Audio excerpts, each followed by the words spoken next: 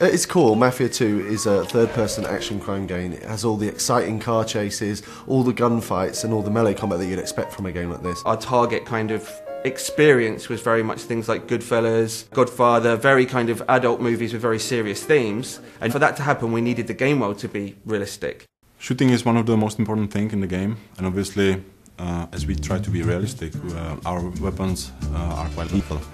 We really wanted to feel like deadly combat. What we don't want is the player sort of rushing enemies and doing things like that, you know. You can only take 2 or 3 shots before you actually die. If someone shoots at you, the first instinct is to get behind some cover. It really feeds into that intense feeling that we really want from the gun combat experience. We spent a lot of time and effort on the cover system because the player will spend a lot of time using it. But you have to be careful because the cover can often be easily destroyed. So if you're hiding behind a fence and it starts to disintegrate, it's time to move elsewhere.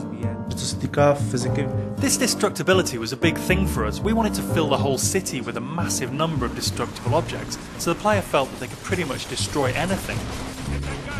The player can use a wide range of weapons, from pistols to submachine guns. Of course, we had to include the classic Tommy gun that everyone knows from the Mafia movies.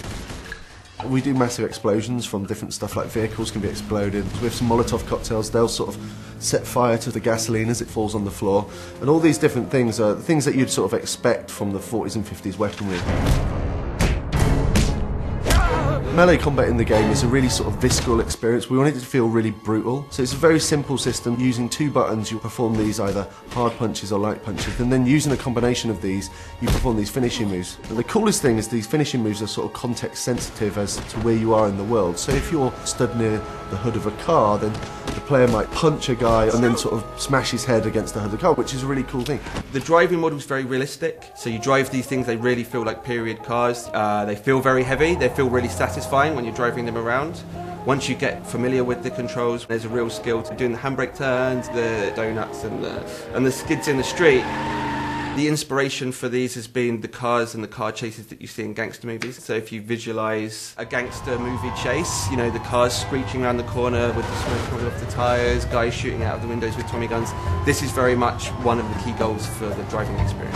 We've got like a few features in the game which allow the player to sort of like personalise their vehicle. In the body shops you can customise the car a fair deal. You choose the car that you like the best. You know, I'm going to choose to take this car on the mission because it's better than every other car in the city. I think that's a pretty cool decision to make. Our gameplay is great. We've got shooting, car chasing, everything a game needs, but we also need to link it to the story to create a believable game. We needed to move away from some of the more arcadey conventions that you see in other open world games and focus more on a realistic experience for the player, so the player behaves like a Mafia gangster.